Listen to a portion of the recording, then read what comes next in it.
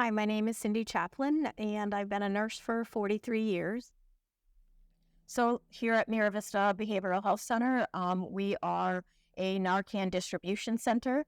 So, you can walk in the front door and ask the receptionist that you would like a Narcan dose. You'll be given this box, which has 2 doses in it.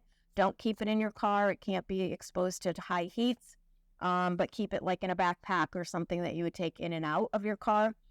This is the magnet you would get from that you can put on your fridge, but it tells you step by step what to do when you find someone unresponsive. All that we ask is your name and your address. You can come back as many times as you need to get doses or send in your family or friends. So Narcan is an opiate antagonist. What it does is it goes into the nose when we give it and travels to the brain. The brain has natural opiate receptors. So anytime you take an opiate, the opiate attaches itself to the receptor in the brain. Narcan knocks the opiate off the receptor and replaces it with itself. So that the side effects of the opiate, such as sedation and slowed breathing, can no longer happen because the opiate is not attached to a receptor. And when the Narcan kicks in, the person then wakes up and starts breathing. So in order for us to be effective in using Narcan, we need to recognize when someone has an opiate overdose.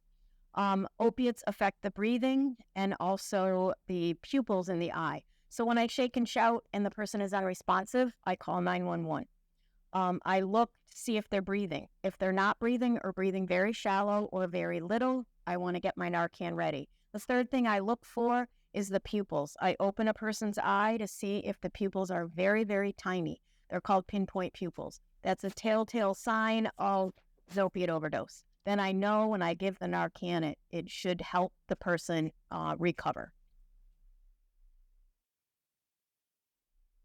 So Narcan is a unique drug in that even if I give it to a patient who has not overdosed on opiates but overdosed on something else, it is not going to harm the patient. Its sole purpose is to knock the opiate receptors off of the brain receptors and fill it with itself. So if I give it to a patient and they don't wake up or they find out that the person hasn't taken opiates, it will not harm them. It's only got one job. So I'm going to demonstrate how you would administer Narcan. First, you want to shake and shout. If the person is unresponsive, you call 911 right away. If you have a smartphone, leave it on speakerphone because they can be very helpful in telling you what to do. Secondly, if you think it's an opiate overdose because you've checked for signs, the pupils are small, the breathing is not regular or absent, you want to give Narcan. Narcan looks like this. It has a rounded end that goes in the nose, and the bottom has a plunger to administer the medication. It's a fine mist, and it goes up the nose. I put this in, lay the person on their back. I put this in their nose, and as soon as it's in as far as it can go, I press the plunger that gives the dose of Narcan. I remove it, and it's now complete. You want to wait 2 to 3 minutes, but you want to also monitor the patient. So in that 2 to 3 minutes, are they breathing? If they're breathing, turn them on their side.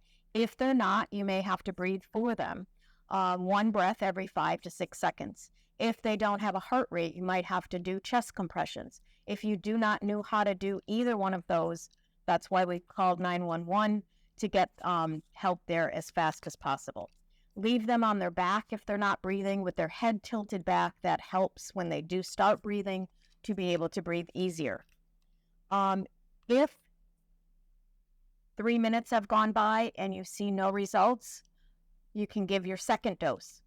There is no limit on how many doses you give. A lot of the long-acting opiates, such as fentanyl or carfentanil, take a lot of doses of Narcan in order for them to wake up. And sometimes it can be as high as 8 doses.